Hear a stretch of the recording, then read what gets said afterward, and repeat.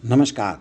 जय हिंद, जय भारत। भारत की स्वतंत्रता में अनेक देशभक्तों का नाम लिया जाता है, अनेक महापुरुषों का नाम लिया जाता है और अनेक बलिदानियों का, स्वतंत्रता सेनानियों का नाम भी भारत की स्वतंत्रता की लिस्ट में शामिल है।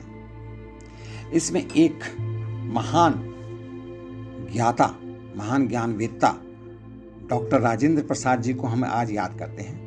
डॉक्टर राजेंद्र प्रसाद भारत के प्रथम राष्ट्रपति एवं महान भारतीय स्वतंत्रता सेनानी थे। वे भारतीय स्वाधीनता आंदोलन के प्रमुख नेताओं में से एक थे और उन्होंने भारतीय राष्ट्रीय कांग्रेस के अध्यक्ष के रूप में प्रमुख भूमिका निभाई। उन्होंने भारतीय संविधान के निर्माण में भी महत्वपूर्ण योगदान दिया था। राष्ट्रपति होने के अतिरिक्त उन्होंने भारत के पहले मंत्रिमंडल में कृषि और खाद्य मंत्री का दायित्व भी निभाया था। सम्मान से उन्हें प्रायः राजेंद्र बाबू कहकर पुकारा जाता है। भारतीय आंदोलन में उनका पदार्पण वकील के रूप में अपने कैरियर की शुरुआत करते ही हो गया था।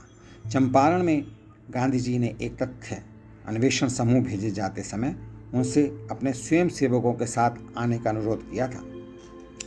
राजेंद्र बाबू महात्मा गांधी की निष्ठा, समर्पण एवं साहस से बहुत प्रभावित हुए और सन 1921 में उन्होंने कोलकाता विश्वविद्यालय के सीनेटर का पद त्याग कर दिया। गांधी जी ने जब विदेशी संस्थाओं के बहिष्कार की अपील की थी तो उन्होंने अपने पुत्र मृत्युंजय प्रसाद, जो एक अत्यंत मेधावी छात्र थे, उन्हें कोलकाता विश्वविद्यालय से हटाकर बिहार विद्यापीठ में दाखिल करवाया था। उन्होंने सर्चलाइट और देश जैसी पत्रिकाओं में इस विषय पर बहुत से लेख लिखे थे और इन अखबारों के लिए अक्सर वे धन जुटाने का काम भी करते थे। सन 1914 में बिहार और बंगाल में आई बाढ़ में उन्होंने काफ़ी बढ़ चढ़कर सेवा कार्य किया। बिहार के सन 1934 के भूकंप के समय श्री राजेंद्र बाबू कारावास में थे। जेल से 2 वर्ष में छूटने के पश्चात वे भूकंप पीड़ितों के लिए धन जुटाने में तन मन से जुट गए और उन्होंने वायसराय के जुटाए धन से कहीं अधिक अपने व्यक्तिगत प्रयासों से धन जमा किया था। सिंध और क्वेटा के भूकंप के समय भी उन्होंने कई राहत शिविरों का इंतजाम करके अपने हाथों में लिया।